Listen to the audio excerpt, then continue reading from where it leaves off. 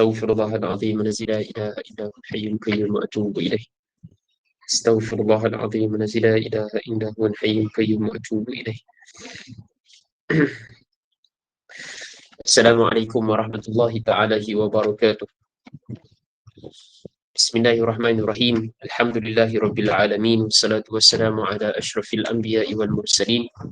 Sayyidina Muhammad wa ala alihi wa sahbihi ajma'in. Subhanaka la ilma lana illa ma 'allamtana innaka antal alimul hakim. Qala rabbi shrah li sadri wa yassir li amri wahlul 'uqdatam min lisani yafqahu qawli wa la haula wa la quwwata illa billahil aliyyil azim. Allahumma la sahla illa ma ja'altahu sahla walhamdulillahi rabbil alamin. Saya mulakan pimpinan majlis kuliah secara online kita. Rakan-rakan daripada surau kondominium Tiara Intan, Ampang. Seterusnya sidang jemaah yang saya kasihi kerana Allah Subhanahu wa taala sekalian. Alhamdulillah, kita merafakkan rasa syukur pada Allah Subhanahu wa taala atas izinnya sama-sama kita direzekikan untuk bertemu semula pada malam ini. Kita berada di bulan Rejab yang mulia, yang merupakan bulan pembuka kepada persediaan sebenarnya untuk kita menempuhi bulan Ramadan Al-Mubarak. Sekitar 40 hari lagi. Subhanallah, mudah-mudahan Allah Subhanahu wa taala beri kekuatan untuk kita membuat persediaan dengan sebaik mungkin, dan antara persediaan sebaik mungkin juga untuk kita memperkemaskan ibadat kita, khususnya perihal berkenaan dengan solat yang kita bicarakan pada malam ini.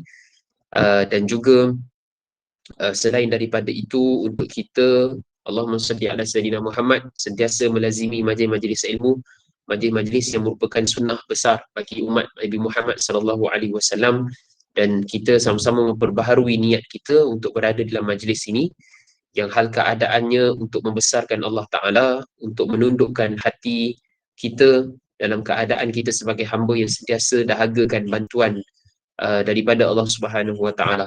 Mudah-mudahan pertemuan kita malam ni Allah Subhanahu wa taala berkati dan dipermudahkan untuk kita memahami apa yang kita pelajari.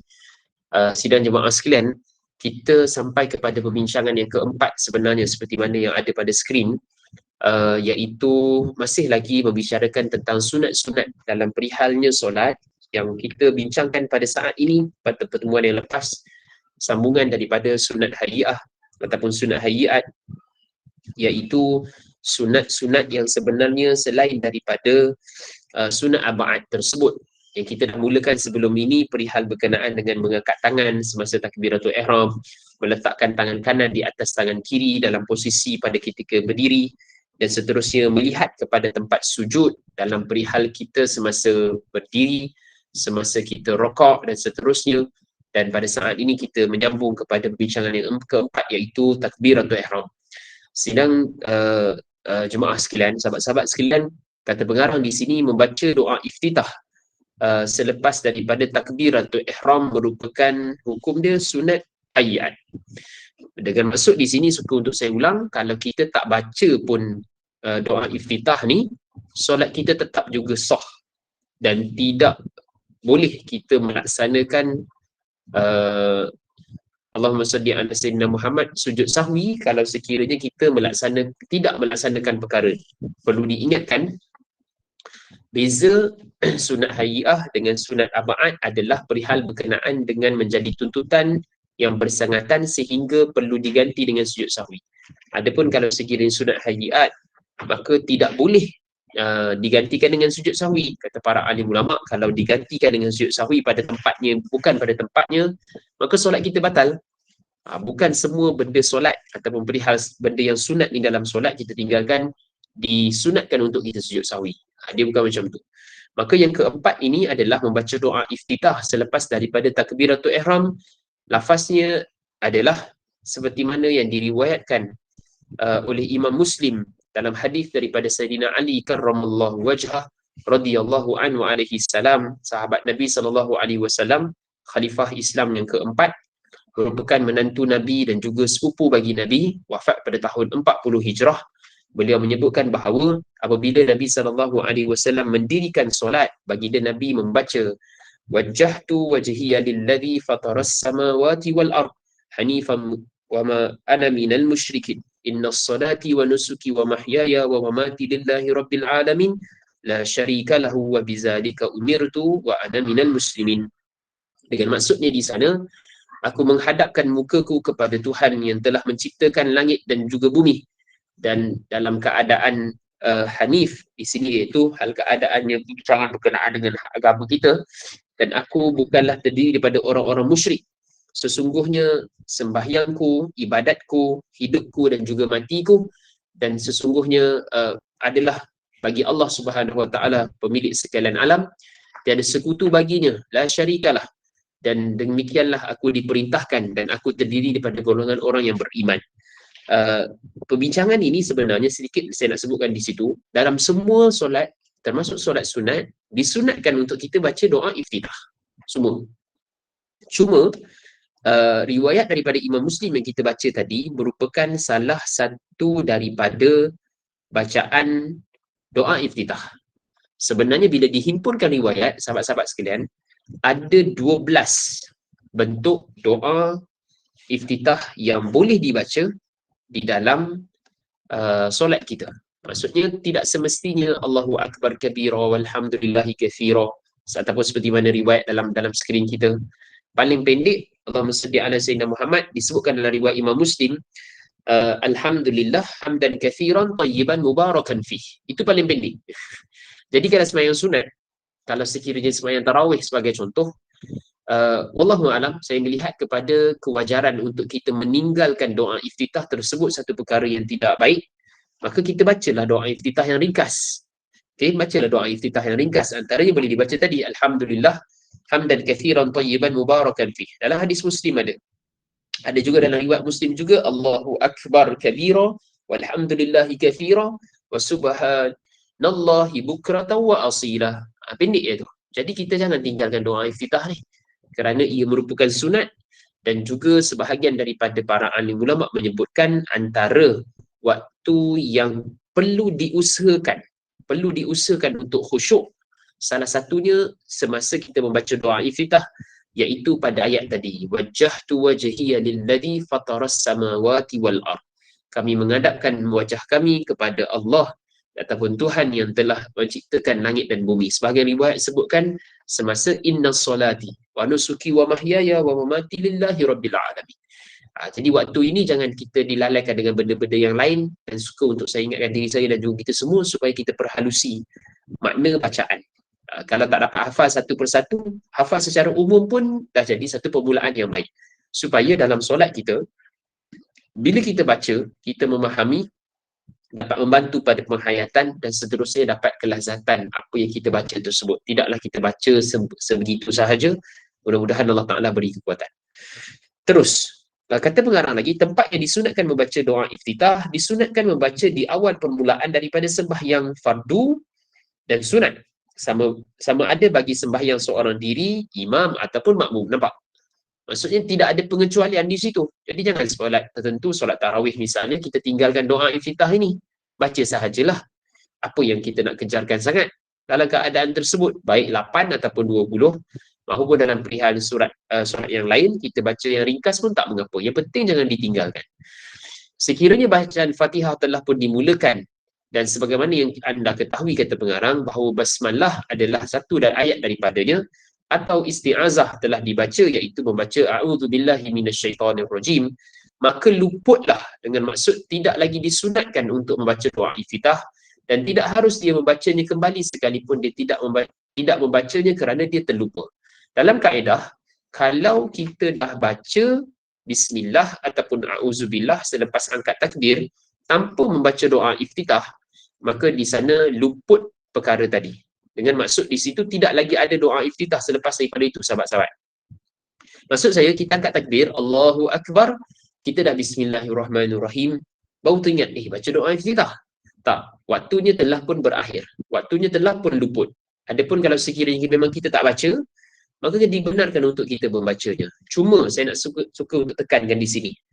Jika sekiranya kita solat berjamaah, Zuhur dan Asar khususnya, maka bila kita angkat takbir di belakang tuan imam, menjadi satu keutamaan untuk kita menyudahkan dahulu suratul Fatihah. Maksudnya angkat takbir terus baca Fatihah. Lebih-lebih lagi kita datang sedikit lewat yang kita tak tahu imam membaca surah apa. Imam berada pada posisi ayat ataupun surah yang mana kita tak tahu. Jadi tuntutan untuk doa iftitah tidak berlaku pada saat tersebut.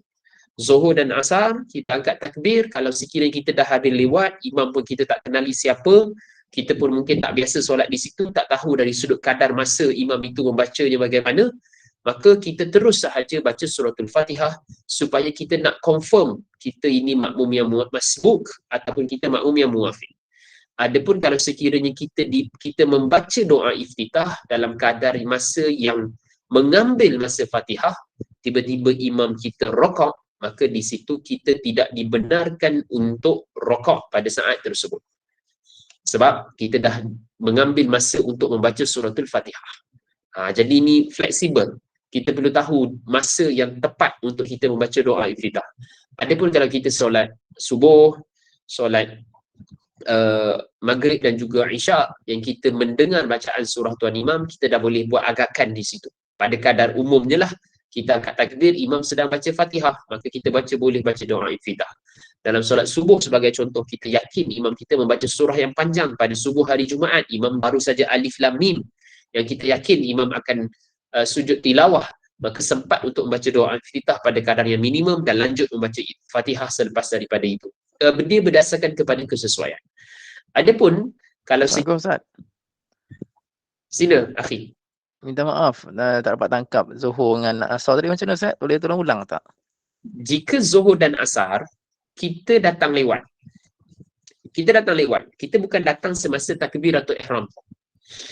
Dan kita solat pada keadaan yang kita tidak mengenali imam kita tersebut. Dengan maksud, kalau imam yang biasa kita solat, kita boleh agak dan kita tahu kebiasaan tempoh masa imam kita baca. Itu maksud saya. Adapun kalau sekiranya kita tidak tahu tentang kedudukan tersebut, kita datang pada rakaat yang berbeza ataupun kita tak tahu itu rakaat ke berapa, kita singgah di mana-mana sahaja, Zuhur dan Asar, maka tuntutan untuk baca doa iftitah itu perlu kita kemudiankan. Maksud saya, kita lebih menjadi keutamaan untuk terus kita angkat takbir dan terus baca Fatihah. Sebab kita nak memastikan kita ini makmum yang muwafiq ataupun masbuk. Itu maksud saya. Kita datang angkat takbir Allahu Akbar, kita baca Allahu Akbar kabira walhamdulillahi katsira wa subhanallahi bukratan wa asila wajjahtu wajhiya lilladzi dan seterusnya. Tiba-tiba imam rokok, kita tak baca Fatihah lagi. Sedangkan sebaik saja kita angkat takbir, tuntutan untuk Fatihah itu telah pun bermula. Maka di sana kita sebenarnya makmum yang perlu membaca suratul Fatihah kadar masa kita membaca doa iftitah tadi. Jadi kalau sekiranya jadi seperti itu, kita tidak boleh rokok dengan tuan imam. Kita mesti membaca Fatihah dengan kadar masa yang kita dah peruntukkan untuk baca iftitah tadi. Maka di situ Allahumma salli ala sayyidina Muhammad, berkemungkinan besar kita tak sempat untuk rokok bersama dengan tuan imam, maka rakaat tadi luput bagi kita ikut tuan imam pada kadar tersebut selepas daripada itu. Itu maksud saya. Jangan kita baca doa iftitah dengan menyebabkan kita tak boleh baca Fatihah sebabkan imam akan rokok selepas daripada itu. Adapun kalau sekiranya kita datang rakaat pertama, setempat solat kita pun kita tahu imam kita memang membaca doa iftitah, maka kita baca iftitah pada kedudukan tersebut. Itu maksud saya. Jelas ke? Oh, okey. Mana kalau tak sempat terjadi macam tu, kalau tak sempat ikut imam dah rukuk semua, kena tambah satu lagi Ustaz? Betul. Oh, okey. Faham Nanti kita akan bincang lebih detail berkenaan dengan Allahumma salli ala sayyidina Muhammad untuk kita bincang secara lebih detail berkenaan dengan masbuk dan muwafiq itu dalam bab solat berjamaah. Dia akan datang nantilah. Cuma saya tekankan tadi isu doa iftitah, kita tidak boleh ataupun maksudnya bukan menjadi tuntutan untuk baca doa iftitah pada ketika masa yang tak dapat untuk kita baca Fatihah. Itu maksudnya. Terutama Zuhur dan Asar. Kita baca terus Fatihah pada kadar tersebut. Kalau imam memang rokok masa kita baru nak Ar-Rahmanir Rahim, yang sebelum daripada itu kita tak baca pun doa iftitah, maka dah confirm di situ kita masbuk dan kita terus rokok dengan tuan imam, kita mendapat rakaat tersebut. Baru betul imam menanggung Fatihah kita. Wallahu a'lam. Maka kata pengarang, tidak disunatkan membaca doa tersebut pada sembahyang jenazah. Nampak? Solat jenazah tak ada dan sembahyang fardu yang telah sempit waktunya di mana sekitar dia sibuk membaca doa tersebut menyebabkan keluar waktu sembahyang. Solat subuh sebagai contoh, syuruknya 7.25. Kita angkat takbir 7.22, 7.20. Maka jangan baca iftitah, angkat takbir terus baca Fatihah. Sebab kita nak habiskan solat kita dalam kadar waktu itu. Perbuatan-perbuatan sunat ini dalam kadar-kadar tertentu kita luput untuk melaksanakannya. Kita tidak menjadi tuntutan untuk laksanakannya. Untuk kita habiskan benda yang lebih utama. Itu maksud saya. Okay? Dan juga kata pengarang di sinilah selesai. Kemudian, yang kelima, membaca isti'azah selepas daripada doa iftitah. Kata pengarang, isti'azah ialah membaca a'udzubillahi minasyaitonirrajim. Ia dibaca sebelum memulakan bacaan Fatihah. Sekiranya dia telah mula membaca Fatihah sebelum membaca isti'azah, maka membacanya tidak disunatkan lagi dan makruh dia kembali membacanya. Dalil seperti mana disebutkan oleh Allah Azza wa Jalla dalam surah An-Nahl, disebutkan bahawa فَإِذَا قَرَأْتَ الْقُرْآنَ فَاسْتَعِذْ بِاللَّهِ مِنَ الشَّيْطَانِ الرَّجِيمِ. Iaitu apabila kamu membaca Al-Quran, maka mohonlah perlindungan daripada Allah, daripada syaitan yang direjam. Maka isti'adzah ini merupakan sunat hay'ah yang boleh dibaca sebelum daripada suratul Fatihah. Maka kita angkat takbir, habis sahaja wa ana minal muslimin, maka kita baca a'udzubillahi minasyaitonirrajim, baru bismillahirrahmanirrahim. Itu hukumnya sunat. Tapi kalau sekiranya kita dah memulakan bismillah, tidak menjadi sunat lagi untuk kita ulang, dan kata pengarang di sini makruh untuk kita patah balik pula. Makruh untuk kita patah balik seperti mana dalil yang kita bacakan tadi. Itu maksudnya auzubillah. Untuk kita mungkin sahabat-sahabat yang tak biasa amalkan. Okey, tapi dalam solat berjemaah yang saya sebutkan tadi, kalau kita dah lewat, maka tidak menjadi tuntutan lagi untuk kita auzubillah, bismillah terus. Okey, tapi biasa diamalkan kalau dalam solat-solat biasa sendirian, auzubillah baru bismillah. Itu satu amalan yang baik dan sunat dan membantu kepada kesempurnaan solat yang lebih berkualiti. Yang keenam, membaca dengan kuat dan perlahan di tempat-tempat tertentu. Yang keenam, membaca dengan kuat dan perlahan di tempat-tempat yang tertentu.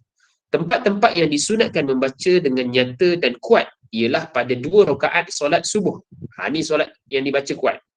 2 rakaat pertama dalam sembahyang maghrib dan isyak. Okey. Sembahyang Jumaat, sembahyang kedua hari raya, sembahyang gerhana, sembahyang minta hujan, istisqa, solat tarawih, witir di dalam bulan Ramadan. Kesemua itu disunatkan sama ada bagi imam atau sembahyang seorang diri, maka sembahyang yang lain daripada itu disunatkan membaca secara perlahan. Nampak? Sahabat-sahabat, ini benda yang penting. Kalau pun sembahyang seorang-seorang, tapi termasuk dalam perkara tadi, solat subuh, 2 rakaat isyak, 2 rakaat maghrib, solat tarawih, hari raya dan sebagainya, kalau pun sekiranya kita sembahyang seorang-seorang, sunat untuk kita membaca dengan kadar yang kuat. Ini satu latihan yang baik juga. Mungkin kalau kita sekiranya kita tak biasa, satu tuntutan untuk kita baca sedikit kuat kalau sekiranya kita solat yang disebutkan tadi, walaupun seorang diri. Okay? Walaupun kita tak biasa amal, boleh dilatih. Zuhur dan Asar tidaklah, tapi maghrib dan isyak, subuh kita baca sedikit kuat. Tapi di situ kalau solat berjemaah selesai, cuma kita sembahyang seorang-seorang. Bukan tuntutan lah sembahyang seorang-seorang, tapi kalau sekiranya kita sembahyang seorang-seorang, sunat untuk kita membaca dengan kadar yang kuat dengan bacaan yang disebutkan tadi. Hadis-hadis yang menunjukkan pada perkara ini seperti mana dalam riwayat Bukhari dan juga Muslim daripada Jabir bin Mut'im. Jabir bin Mut'im sahabat Nabi. Aku mendengar Nabi SAW membaca surah At-Tur ketika sembahyang maghrib. Maksudnya Nabi baca kuat. Okay. Yang kedua dalam hadis Bukhari dan juga Muslim juga daripada Sayyidina Al-Bara' bin Azib radhiyallahu an, sahabat Nabi yang banyak ikuti perang bersama dengan Rasulullah, lebih daripada 15 kali khidmat pada Nabi, jadi anggota perang Rasulullah. Bara' bin Azib sebut, aku mendengar Rasulullah membaca surah At-Tin pada solat isyak dan aku tidak mendengar suara yang lebih merdu daripada bacaannya. Dalil sahabat Nabi dengar Nabi baca dalam solat maghrib. Dalil sahabat Nabi dengar sahabat Nabi baca dalam solat isyak. Dengan maksud kedengaran bacaan itu. Yang ketiga dalam Bukhari dan juga Muslim juga hadis Abdullah bin Abbas radhiyallahu anhuma bahawa tentang kisah jin yang hadir mendengar bacaan Al-Quran oleh Nabi SAW. Ini berlaku. Nabi membaca Al-Quran dan dihadiri oleh kaum ataupun bangsa jin. Dan sesungguhnya Nabi SAW solat subuh bersama dengan sahabat-sahabatnya. maka jin mendengar bacaan Al-Quran lalu mereka mendengarnya dengan penuh perhatian. Jadi Nabi baca kuat dalam solat subuh. Dalam solat subuh ada, dalam solat isyak ada, dalam solat maghrib ada, seperti mana dalam riwayat ni. Jadi bukan sahaja kita buat macam tu. Bukan sahaja kita buat macam tu. Ada juga daripada Abi Qatadah, dia sebutkan Nabi SAW membaca Ummul Kitab berserta dengan satu surah pada 2 rakaat pertama dalam solat zuhur dan asar. Ini keadaannya. Dan demikian bagi dilakukan ketika solat subuh. Sebelum ini telah disebutkan dalam hadis-hadis yang menyentuh tentang bacaan secara kuat seperti mana dalam riwayat ni. Yang kita nak ringkaskan, bahawa Nabi SAW ada keadaannya Nabi baca kuat, ada keadaannya Nabi baca perlahan. Kalau buka dalam Syama'il, ada juga Nabi baca pada waktu malam, yakni Qiyamul Lail Rasulullah, Nabi baca kuat sehingga dengar kepada sahabat yang lain. Ada dengar, Ummu Hanik pernah dengar bacaan malam Rasulullah. Sayyidina Abdullah ibn Abbas pernah dengar bacaan Rasulullah pada waktu malam. Jadi benda itu kita sebutkan memang ada riwayat, cuma zuhur dan asar menjadi keutamaan untuk dibaca secara perlahan. Kalau dibaca kuat tidaklah batal, tapi menyalahi kepada sunnah. Itu sunat abad yang ke-6. Yang ke-7 membaca amin. Terus pada yang ke-7 membaca amin ketika suratul Fatihah. Selesai membaca suratul Fatihah, iaitu menyebut waladdallin disebutkan di sini, dan hendaklah menyebut amin. Ini sunat. Menyebut amin adalah disunatkan bagi setiap orang yang bersembahyang. Ia diucapkan dengan nyaring pada sembahyang yang dibaca dengan nyaring dan diucapkan secara perlahan untuk solat yang dibaca perlahan. Zuhur dan asar dan selainnya baca pelan, kita pelankan. Tapi tetap juga sunat untuk dibaca dengan amin. Makmum yang membaca dengan nyaring kerana mengikut imam, maksudnya boleh sahaja dibaca kuat, menjadi tuntutan untuk dia amin berserta dengan tuan imam. Dan salah satu daripada fadilat untuk orang yang beramin berserta dengan imam ini adalah diampunkan dosa-dosanya yang lalu. Disebutkan dari bawah hadis bawah tu. Ghufira lahu ma taqaddama min zambi.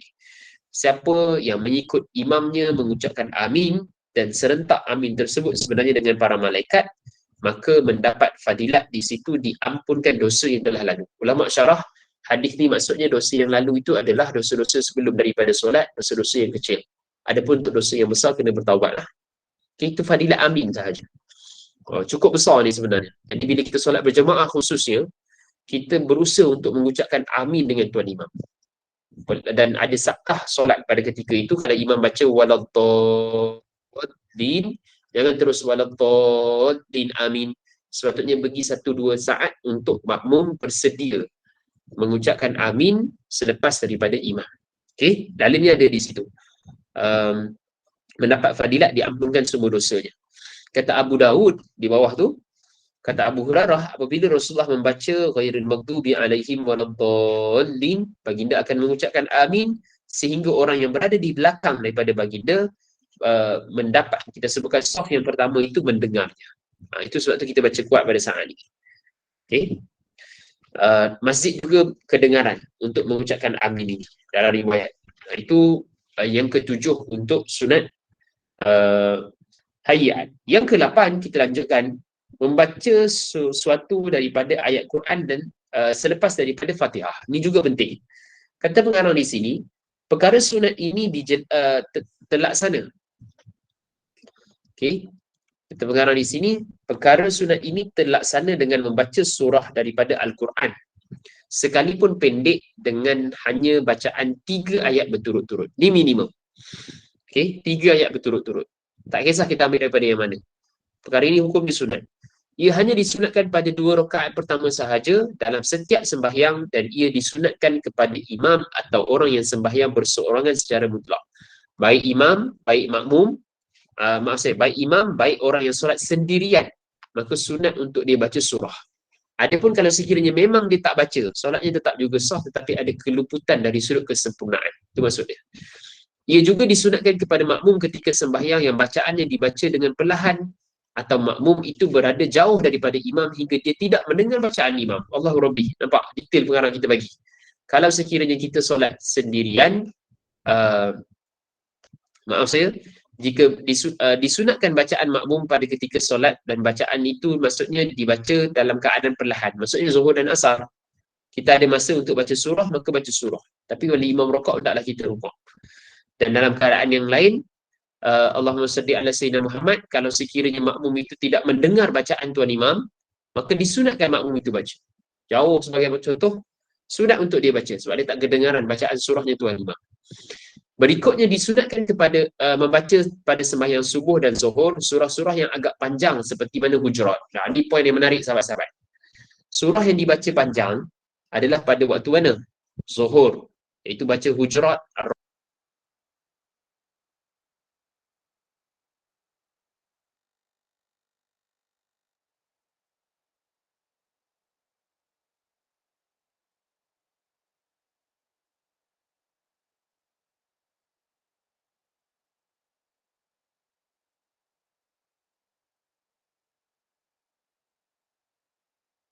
Ustaz termute Ustaz.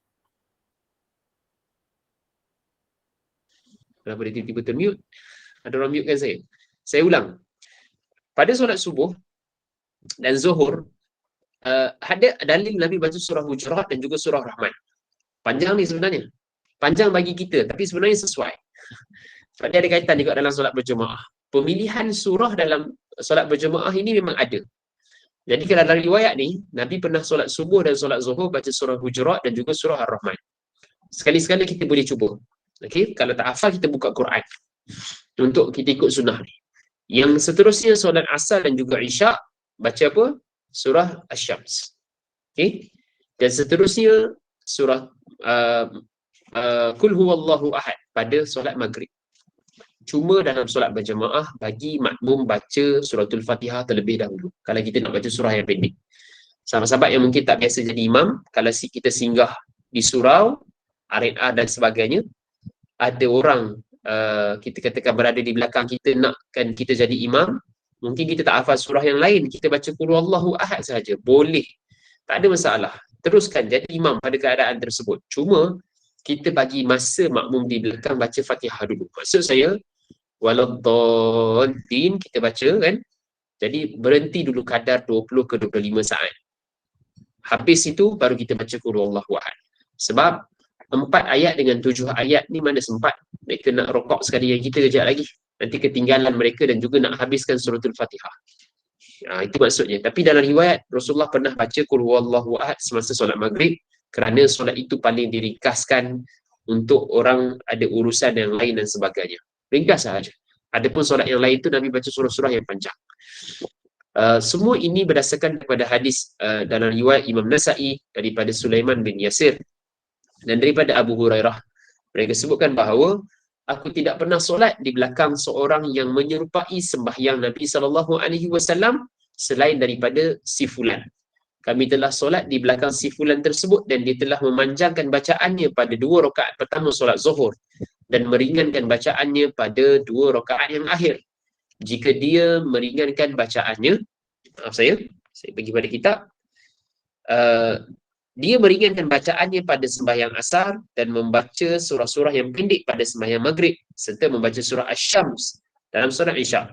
Manakala sembahyang subuh dia membaca dengan 2 surah yang panjang. Nampak? Ini dalil daripada Abu Hurairah. Nabi buat macam tu, ada sahabat tiru, ada orang tiru untuk memudahkan bacaan. Saya detailkan di situ sedikit. Kalau kita solat di tempat-tempat kita, imam-imam kita mereka meraihkan kedudukan makmum. Kalau ada makmum yang majoriti ramai minta solat subuh untuk baca satu muka surat, sunat untuk imam ikut. Meraihkan kedudukan makmum itu. Okey, kalau sekiranya tidak berkemampuan tak mengapa, tapi boleh sebenarnya majoriti daripada jemaah mohon kepada imam untuk mendapatkan surah-surah yang tertentu. Boleh. Dia tidak menjadi kesalahan. Okey, panjang dan pendek itu satu benda yang subjektif, bukan dinilai berdasarkan kepada faham kita. Nampak tadi Nabi baca surah Hujurat dan juga surah Ar-Rahman dalam solat isyak dan juga solat subuh. Agak panjang di situ. Memang panjang pun. Tapi tengok berdasarkan kepada keadaan. Dan saya nak tekankan di situ, memudahkan dan meringkaskan sembahyang bukan maksudnya semua pendek, tapi sesempurna dan dibaca dengan baik. Kata ulama, bacaan surah yang lengkap lebih baik daripada bacaan surah yang terpotong-potong. Kecuali kalau sekiranya kita memang nak menghabiskan ataupun nak mengkhatamkan Al-Quran. Wallahu a'lam. Disebut di sini pada sembahyang subuh di pagi Jumaat disunatkan membaca surah As-Sajdah pada rakaat pertama dan Al-Insan pada rakaat kedua. Ini berdasarkan kepada hadis yang diriwayatkan oleh Imam Bukhari dan Muslim daripada Abu Hurairah. Nabi berkata bahawa kata Abu Hurairah, Rasulullah membaca surah As-Sajdah dan juga surah Al-Insan semasa solat subuh pada pagi Jumaat. Ini pendudukan pendidikan. Pada pagi Jumaat, sunnahnya adalah baca surah Sajadah dan Al-Insan. Baca itu adalah bacaan yang penuh. Bukan baca separuh-separuh. Ataupun surah Sajadah separuh, rakaat kedua baca surah Sajadah separuh lagi, Al-Insan tak dibaca. Kata Imam Nawawi, perkara tersebut jika dilakukan, ia merosakkan dan juga meluputkan sunnah. Kalau nak baca habis. Kalau sekarang ni contoh subuh memang lewat, maka kalau kita tak nak baca pun tak ini masalah. Sebab kata Imam Nawawi juga, kalau subuh Jumaat ni sehingga seakan-akan orang merasakan perkara itu wajib untuk dibaca, maka itu bukan lagi sunnah. Kan? Kalau contoh orang baca surah yang lain, Imam Waladhdallin, tiba-tiba Imam baca surah lain. Makmum kat belakang ucapkan Subhanallah, Alif Lam Mim. Katakan macam tu. Itu tanda dia seakan-akan faham benda tu seakan-akan wajib. Itu dah merosakkan sunnah. Sunnah asal dia baca surah Sajadah Al-Insan. Dan bukan setiap masa Nabi buat begitu. Jadi perkara ini fleksibel dan perlu difahami dengan lebih mendalam supaya diinsafi, bukan nak menyalahkan pihak lain dan sebagainya kalau sekiranya melibatkan subuh hari Jumaat. Sebahagian ulama menyebutkan kalau sekiranya kita hanya memilih surah tersebut dengan tujuan semata-mata untuk sujud sajadah, para ulama menyebutkan bahawa solat itu batal. Yang membesarkannya adalah surah itu, bukan untuk sujud sajadah tu. Sujud sajadah nombor 2. Membesarkan sunnah Nabi baca itu maksud dia pada subuh hari Jumaat. Wallahu a'lam. Disunatkan membaca pada rakaat pertama ayat yang lebih panjang daripada ayat yang daripada surah yang kedua. Hukum ini meliputi hadis dalam semua jenis sembahyang. Maaf saya, ini berdasarkan kepada hadis Nabi yang diriwayatkan oleh Imam Bukhari seperti mana dalam riwayat tersebut. Nabi SAW memanjangkan bacaan Al-Quran pada rakaat pertama dan memendekkan bacaan pada rakaat kedua. Ini juga sunnah. Jangan terbalik. Yang kedua jadi panjang, yang pertama jadi pendek. Dia tak kena tu. Sepatutnya panjang dan juga dipendekkan. Ini dalam kaedah. Termasuk juga solat berjemaah, termasuk juga solat sendirian. Afdal kita buat begitu. Okey. Selesai. Yang ke-9, mengucapkan takbir ketika berpindah daripada rukun-rukun yang lain. Ini juga sunat hai'ah. Dia tak wajib, tapi dia menyempurnakan solat tersebut daripada atas turun ke tengah, turun ke bawah dan sebagainya. Tak ada sela masa yang lain kita diam, adanya zikir-zikir di situ. Jadi ucapkan takbir. Kata pengarang di sini, ketika kita telah mengetahui bahawa takbiratul ihram adalah rukun sembahyang. Sembahyang tidak sah tanpanya. Apabila anda semua bersembahyang dan bertakbiratul ihram, maka disunatkan mengucapkan takbir seumpama setiap kali berpindah daripada rukun ke rukun yang lain. Kecuali ketika bangkit daripada rakaat. Sebab itu bukan Allahu Akbar. Dia sami Allahu liman hamidah. Okey, dan seterusnya di bawah itu ini berdasarkan kepada hadis daripada Abu Hurairah dalam riwayat Imam Bukhari dan juga Imam Muslim. Apabila Rasulullah mendirikan solat, baginda bertakbir ketika berdiri, bertakbir ketika rakaat. Kemudian Nabi baca sami Allahu liman hamidah ketika hendak membetulkan belakangnya, yakni i'tidal daripada rakaat tersebut dan menyambung Rabbana lakal hamd. Ketika baginda dalam keadaan berdiri tegak, kemudian baginda bertakbir ketika ingin turun sujud, bertakbir ketika mengangkat kepala ketika sujud dan pada ketika angkat kepala semula. Maksudnya ulangan-ulangan begitu. Okey, dan sehingga disebutkan di sini baginda juga bertakbir ketika bangun dari duduk untuk tasyahud akhir. Allahu Akbar, Allahu Akbar. Sebutan itu tak nak bagi masa yang kosong antara rukun ke rukun seterusnya. Itu fungsi dia. Okey, wallahu a'lam. Soalan sebelum saya lanjutkan. Tuan-tuan masih bersama dengan saya? Masih Saya. Okey kan? Masya-Allah. Okay. Ustaz, cuma nak ulang balik yang surah Sajadah tu. Baik. Kalau tak baca penuh memang hilanglah manfaat sunat dia ya Ustaz? Ni soalan yang menarik. Sekarang ni pun tengah ada isu berkenaan dengan perkara ni sebab subuh kita lewat kan. Wallahu a'lam. Sebenarnya ada beberapa pendapat alim ulama berkenaan dengan isu tidak menghabiskan solat surah Sajadah dan juga Al-Insan. Saya ringkaskan. Pertama, Nabi SAW seperti mana riwayat yang sahih tadi, Nabi baca dua-dua surah secara sempurna. Tidak ada riwayat Nabi baca separuh-separuh. Okey. Dan tak ada juga riwayat Nabi hanya baca satu surah. Rakaat pertama Nabi baca surah Sejadah sikit, rakaat kedua Nabi baca surah Sejadah sikit. Al-Insan Nabi tak baca. Juga tak ada riwayat tu. Maka di sana kita kena kembali kepada yang asal. Tujuan untuk kita solat subuh hari Jumaat dengan perkara itu, kita nak sujud tilawah ke kita nak baca surah yang Nabi baca? Ni saya tanya soalan.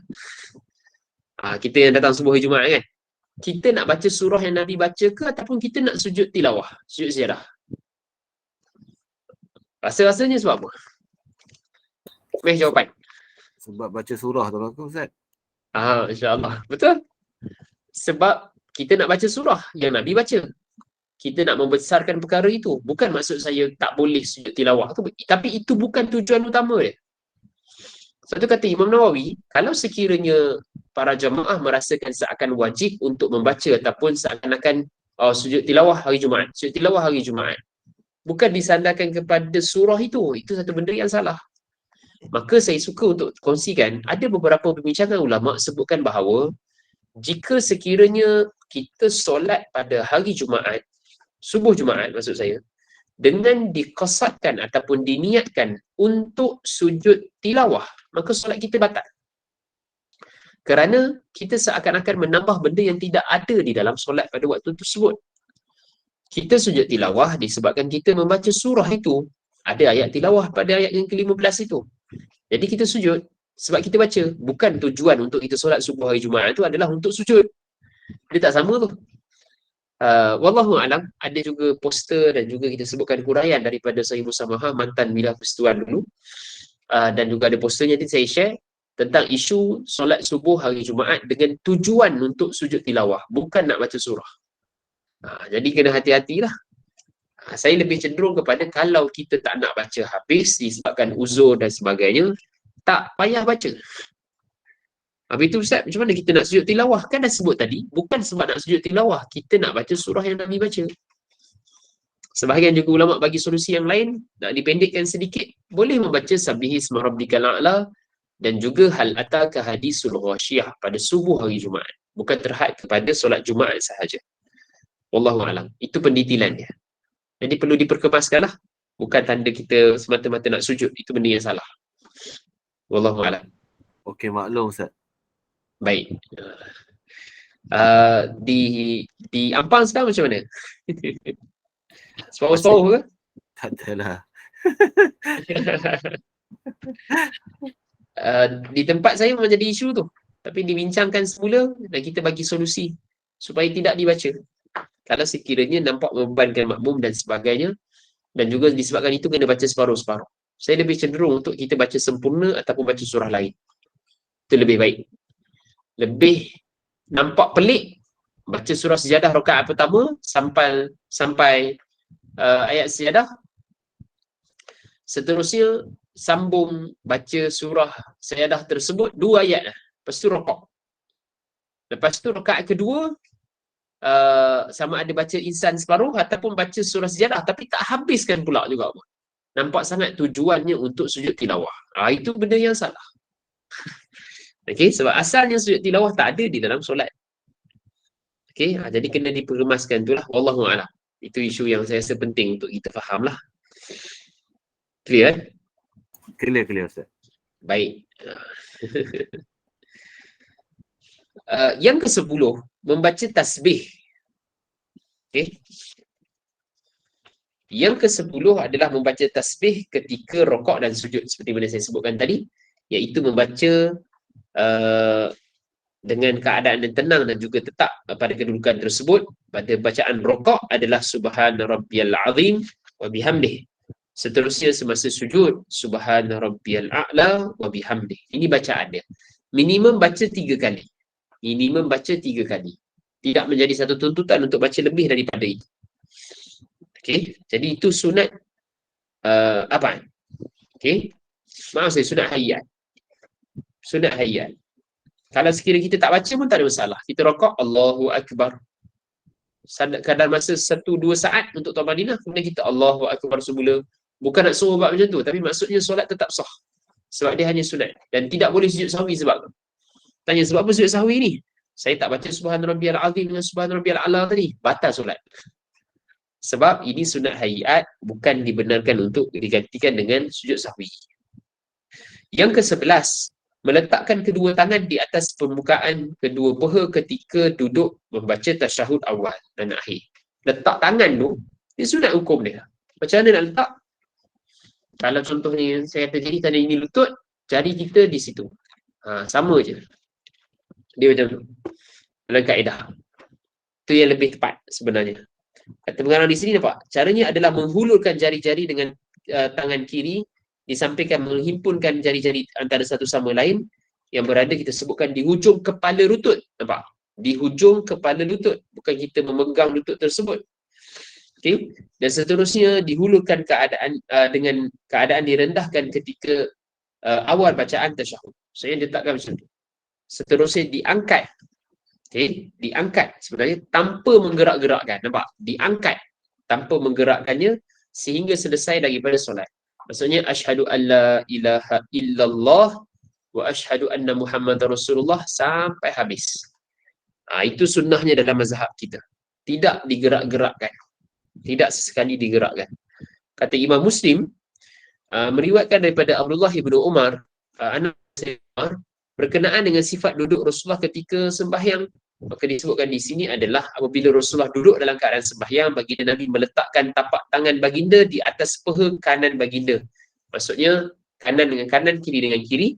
Seterusnya Nabi SAW menggenggamkan dengan mengisyaratkan jari telunjuk kita sebutkan tadi, dan baginda Nabi meletakkan tapak tangan kirinya di atas paha kirinya. Macam tu. Rasulullah buat macam tu. Tidak terlebih daripada lutut dan sebagainya. Itu hukum dia sunat. Lagi 12.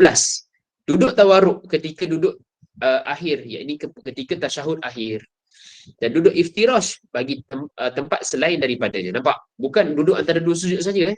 Duduk antara dua sujud dengan duduk tasyahud awal adalah sama. Hukum dia sunat hayyah untuk menyempurnakan lagi solat itu. Maka kalau sekiranya duduk tawarruk, disilangkan kaki itu di bawah lagi satu kaki yang lain, itu menjadi keutamaan dengan syarat tidak mengganggu dan juga menyusahkan orang di sebelah. Posture kita duduk tu perlu betul supaya tidak menyusahkan orang sebelah. Itu kalau sekiranya solat berjemaah lah. Kalau solat sendirian menjadi tuntutan untuk buat kalau sekiranya tanpa uzur. Disebut dalam riwayat di sini, apabila Nabi SAW duduk dalam sembahyang, baginda Nabi menjadikan kiri kakinya di antara paha dan juga betisnya dan menghulurkan kaki kanannya. So yang tegak macam tu. Okey, wallahu a'lam. Dan seterusnya yang ke-13 dari sunat hayat ini adalah membaca selawat Ibrahimiyah. Membaca selawat Ibrahimiyah. Sebab apa? Ini merupakan selawat yang paling afdal. Dan juga membuktikan titis keturunan Nabi Allah Ibrahim mengalir kepada Nabi Muhammad SAW.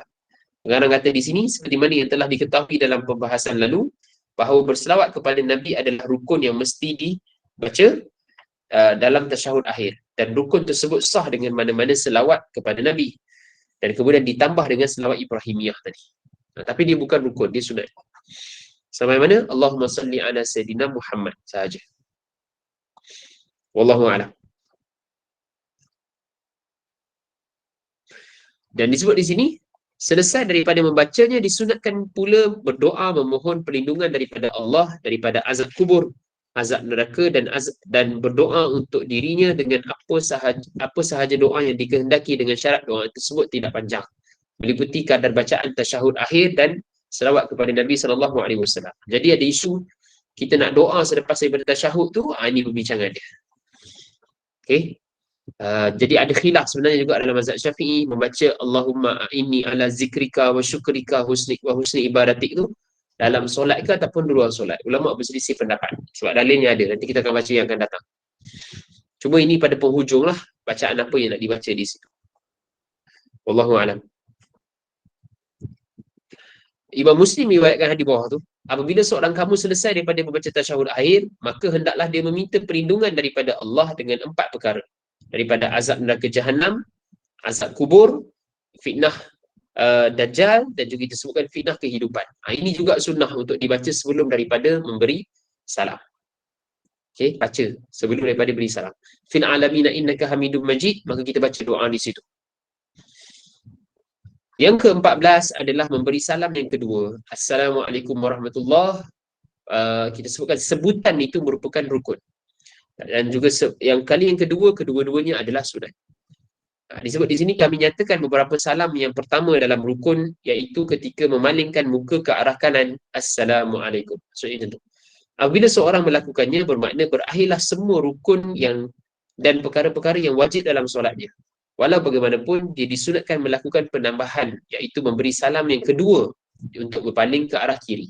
Assalamualaikum warahmatullahi. Berpaling itu sunat. Assalamualaikum warahmatullahi itu berpaling yang kedua. Okey.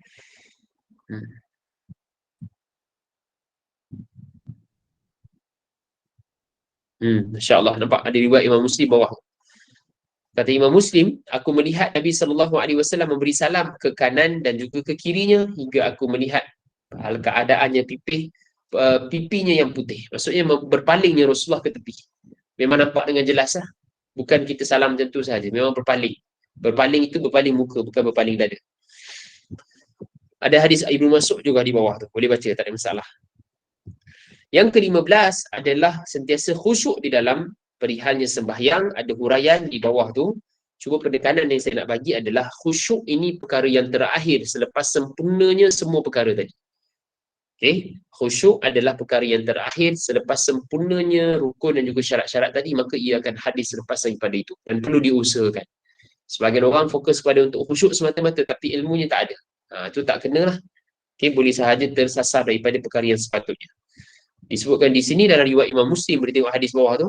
Seorang Muslim apabila datang pada waktu solat fardunya, lalu dia mengelokkan baca wuduknya, seterusnya khusyuknya dan juga rukuknya, dan saya akan menjadi kafarah akan dosanya yang lalu dalam riwayat yang pelbagai. Maksudnya bersungguh-sungguhlah untuk perihalnya solat dan dijaga di situ. Nampak disebut di situ, jaga wuduknya, khusyuknya, rukuknya dan sebagainya. Ujung itu baru perkara yang kita sebutkan melahirkan khusyuk di dalam solat. Wallahu a'lam. Itu perkara yang ke-15. Walaupun dalam kitab-kitab yang lain, sahabat-sahabat, sebenarnya banyak lagi. Tapi tak apa, kita baca yang itu sahaja. Selain daripada rukun dan juga kita sebutkan sunat abaat, ia merupakan sunat hayyah. Okey, sunat hayyah. Dituntut untuk laksanakan untuk menyempurnakan solat kita. Soalan, sebelum kita lanjutkan sedikit lagi. Kalau ada. Ini memang secara jelas sahajalah sebab perkara-perkara yang dilaksanakan selepas daripada sunat-sunat untuk sunat hayat dalam solat, dan juga kita katakan akan disempurnakan dengan perkara yang kita akan bincang sebentar lagi, iaitu perkara selepas daripada solat.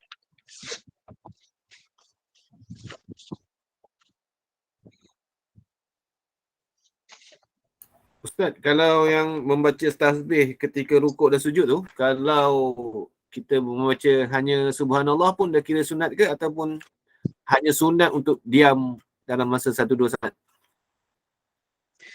Wallahu a'lam. Bacaan yang dibaca oleh Nabi SAW ada beberapa versi. Dalam mazhab kita menjadi keutamaan adalah membaca subhana rabbiyal a'la wa bihamdih ataupun subhana rabbiyal azim wa bihamdih. Kalau sekiranya dibaca dengan kadar subhanallah, ia bukan pada tempat dia. Wallahu a'lam. Saya tak tahu riwayat tu ada tak maksudnya baca zikir yang lain. Jadi itu bukan satu tuntutan. Kadar baca subhanallah itu sebenarnya untuk membuktikan bahawa dia berada di situ dan ada tumaninahnya di situ. Jadi itu satu keutamaan. Asasnya dalam solat, bila kita baca zikir yang asing bukan pada tempat dia, sebenarnya perkara itu dilarang. Okay? Dilarang dengan maksud, bukan maksudnya batal sebab dia masih lagi zikir, tapi dia menyalahi kepada yang menjadi keutamaan. Sunnahnya di situ. Itu komen ringkasnya. Jadi baca seperti mana Nabi baca, dan kalau sekiranya nak baca yang pendek, kena cari riwayat yang pendek lah, seperti mana iftitah yang saya sebutkan tadi. Jelas ke? Jelas. Maklum, Ustaz. Baik. Yang isu memberi salam yang kedua tadi perlu kita faham adalah dalam solat berjemaah pun sama. Assalamualaikum warahmatullahi. Makmum boleh bagi salam selepas daripada itu. Dibenarkan. Adapun kalau sekiranya salam yang kedua, imam memberikan salam Assalamualaikum warahmatullahi, Assalamualaikum warahmatullahi, baru kita bagi salam, maka di situ afdal. Okey, afdal. Ustaz, kalau kita masbuk, lepas itu kita nak sambung kita punya rakaat yang belum habis, Baik. imam dah bagi salam, masa imam habis salam pertama kita dah boleh naik ataupun kena tunggu imam salam kedua tu baru kita naik? Harus kita naik pada keadaannya salam yang pertama yang telah pun selesai. Maksud selesai ni bukan assalam. Assalamualaikum, kita bangun. Sebagai ulama sebutkan harus untuk keadaan tersebut. Dan juga itulah pendapat yang ada dalam mazhab kita. Wallahu alam, kita boleh pada keadaannya untuk kita terus bangun, tapi yang afdal adalah selepas salam yang kedua. Antara yang dibincangkan oleh ulama sahabat-sahabat atas ingatan saya, ada isu berkenaan dengan selepas imam memberi salam, imam turun untuk sujud sahwi. Dapat tak poin saya? Oh, okey. Jadi kita memastikan imam bagi salam yang kedua itu satu benda yang baik. Termasuk juga Allahumma salli ala sayyidina Muhammad, kita memastikan untuk kita bangun tadi. Macam saya sebut tadi, imam bagi salam yang kedua, kita pasti dah solat dah berakhir, maka kita bangun. Itu maksud dia. Tapi kalau sekiranya kita dah bangun, tiba-tiba imam salam yang kedua, adakah solat kita batal? Jawabnya tak batal. Solat kita tetap juga sah. Tapi keutamaan untuk menunggu tuan imam bagi salam yang kedua, baru kita bangun selepas daripada itu. Itu maksud dia. Okey, jelas tak? Jelas. Alhamdulillah, baik. Soalan yang lain?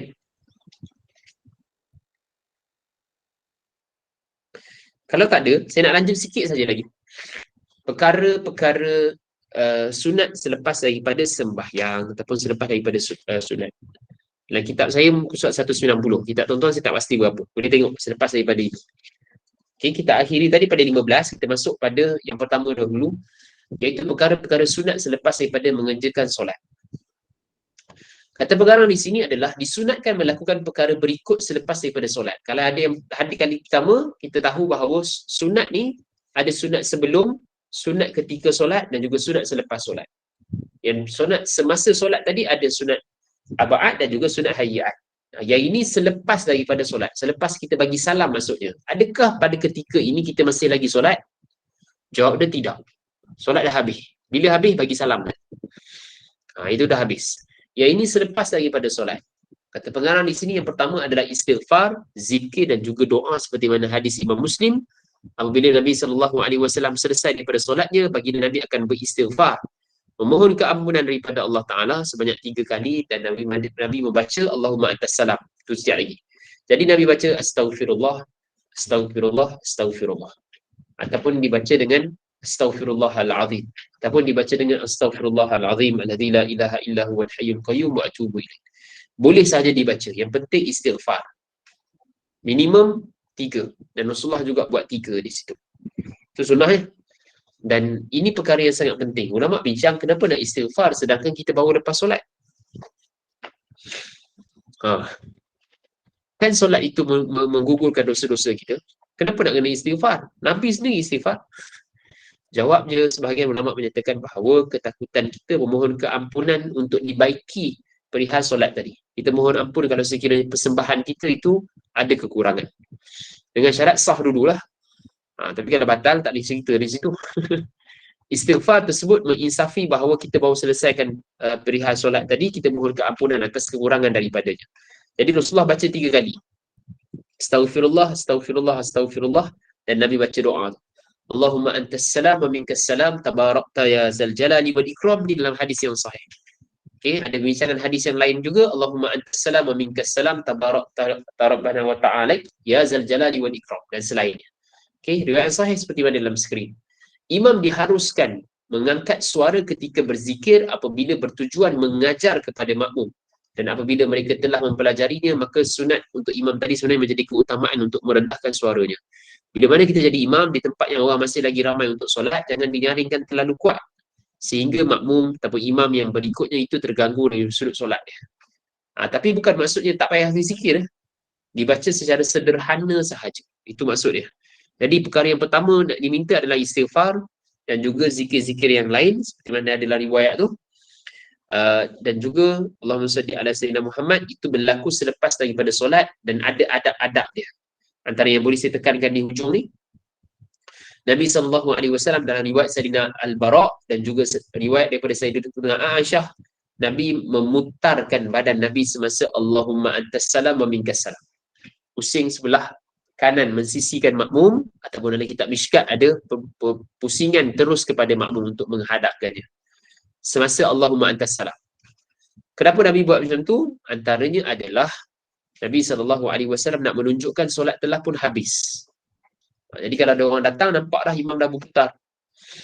Okey. Riwayat yang kedua ada menyebutkan, bincang ulama kata Nabi berpusing sebab apa?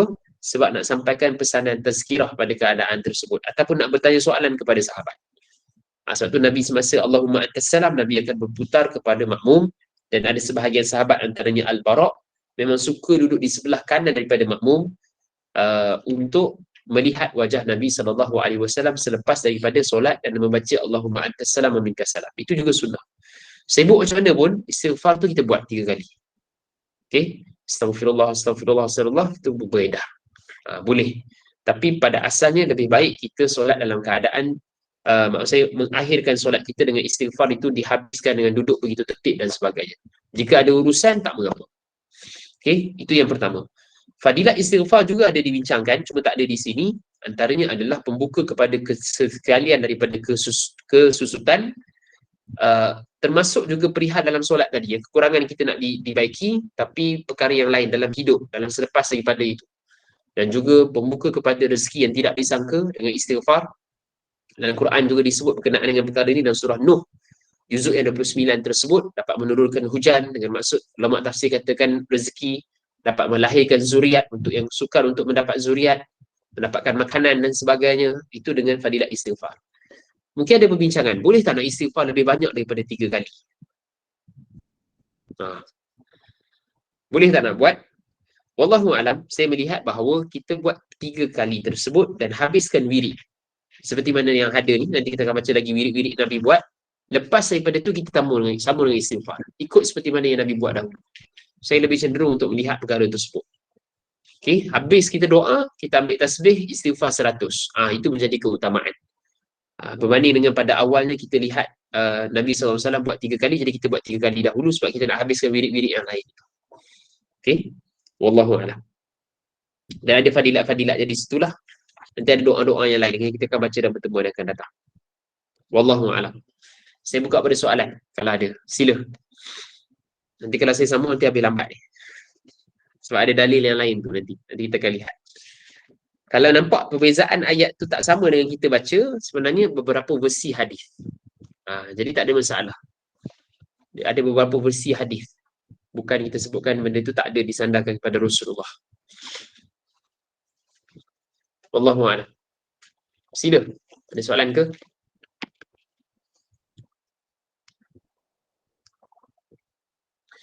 Baik. Kalau sekiranya tak ada, ada dia. Sila. Nak tanya, apa doa yang sesuai kita baca, saya pun tak apa ingat kan. Selepas kita baca habis apa tahiyat akhir fil alamin innaka hamidun majid kan. Kata ada 3, biasanya ada 3 permintaan doa. Baik. Yang Antara digalakkan baca. Baik. Kalau pada skrin boleh turun scroll ke bawah lagi tak? Minta admin turun ke bawah lagi. Lagi sikit. Okey. Ini antara yang mudah. Okey, walaupun soalan tanya selepas fil alamin innaka hamidum majid, kita nak baca doa apa? Kalau di sini nampak macam dah lepas bagi salam. Hadis daripada Sayyidina Muaz bin Jabal ni radhiyallahu an, daripada Abi Daud dan selainnya, ada juga riwayat yang lain. Nabi pesan dan juga wasiat pada Sayyidina Muaz supaya jangan tinggal doa Allahumma a'inni ala zikrika wa syukrika wa husni ibadatik ni. Cuma ulama berselisih pendapat. Baca pada hujung sembahyang ke ataupun selepas daripada sembahyang. Disebut dalam riwayat berkenaan dengan min duburi. Maksudnya perbahasan ulama nak baca pada hujung betul-betul solat ke ataupun selepas daripada solat. Dua-dua ini betul. Dua-dua boleh. Saya nampak macam tu. Untuk dilihat berdasarkan syarahan para ulama lah. Jadi selepas fil alamin innaka hamidum majid, kalau panjang yang lain kita nak baca ini. Allahumma a'inni ala zikrika wa syukrika wa husni ibadatik. 3 perkara juga kita minta, kita bagi salam. Assalamualaikum warahmatullahi. Boleh juga dibuat. Pilihan yang kedua, kita baca doa yang tadi. Allahumma inni a'udzubika min adzabi jahannam wa min fitnatil mahya wal mamat wa min adzabil qabr wa min syarri fitnatil masihid dajjal. Itu juga boleh dibaca. Sebahagian juga baca Allahumma salli ala sayyidina Muhammad ya muqallibal qulub sabbit qalbi ala dinik. Ada juga riwayat baca doa tersebut. Cuma jangan terlampau panjang sampai peringkat lebih kurang sama seperti mana tasyahud akhir. Baca 1 ataupun 2 doa dah memadai dan boleh baca selepas daripada itu lagi. Okey, jadi yang paling senang yang ini. Boleh baca dalam solat, yakni fil alamina innaka hamidum majid, boleh disebut. Sebab ini juga ada riwayat. Okey, doa Nabi baca. Bukan doa yang lain doa yang Nabi baca. Juga pilihan yang seterusnya kita baca selepas daripada bagi salam. Ini kaedah yang boleh kita baca. Untuk sahabat-sahabat yang tak biasa amalkan, boleh amalkan terus. Tengok makna di situ, sangat baik sebenarnya. Nanti kita syarah makna tu dalam yang akan datang. Ada hadis sahih Sayyidina Muaz punya amalan yang Nabi wasiatkan. Muaz sahabat Nabi yang faqih, wafat tahun 18 Hijrah. Didoakan oleh Rasulullah dan juga Nabi mengakui bahawa beliau adalah sahabat yang Nabi sayang. Nampak tu? Nabi bersumpah, wallahi kata Rasulullah, aku sayang kepada kamu, aku cinta kepada kamu wahai Muaz. Itu Nabi wasiatkan doa ni dan juga wasiatkan kepada kita lah sebenarnya. Wallahu a'lam. Jelas ni? Kalau kita baca doa lain boleh? Baca doa lain, Contoh kita baca istighfar apa yang panjang tu, Allahumma anta rabbi la ilaha illa anta khalaqtani wa ana nak baca bila? Lepas fil alamin innaka hamidun majid tu. Saya nampak bacaan tersebut, pertama Nabi SAW tak baca pada ketika itu. Pertama. Yang kedua, doa tu agak panjang. Dan kita tak nak lihat dari sudut, kita tak nak doa itu bersama, kita sebutkan seakan-akan sama panjang seperti mana tasyahud akhir tadi. Sebab dah ada selawat Ibrahimiyah dan sebagainya. Saya lebih cenderung doa tersebut dibaca selepas daripada kita bagi salam. Dan memang ada amalan pun. Maksudnya selepas kita bagi salam, Assalamualaikum warahmatullahi, Assalamualaikum warahmatullahi, kita boleh baca Allahumma anta rabbi itu. Khususnya bila selepas solat subuh dan juga selepas solat maghrib. Okay, wallahu a'lam. Semasa solat saya nampak itu bukan satu keutamaan. Kita ringkaskan, baca doa yang ringkas sahaja sebelum daripada kita bagi salam. Kalau ditanya ada tak riwayat Nabi baca Allahumma anta rabbi itu semasa selepas fil alamin innaka hamidum majid, wallahu a'lam, setahu saya tak ada. Saya tak pernah jumpa. Okey. Lain? Baik. Ada yang lain ke? Okey, kalau tak ada cukup sekarang tu. Mudah-mudahan ada manfaat. Terima kasih atas kehadiran sahabat-sahabat pada malam ni. Kita tangguh dengan tasbih kafarah. Subhanakallahumma wa bihamdika asyhadu an la ilaha illa anta astaghfiruka wa atubu ilaik. Assalamualaikum warahmatullahi taala wabarakatuh.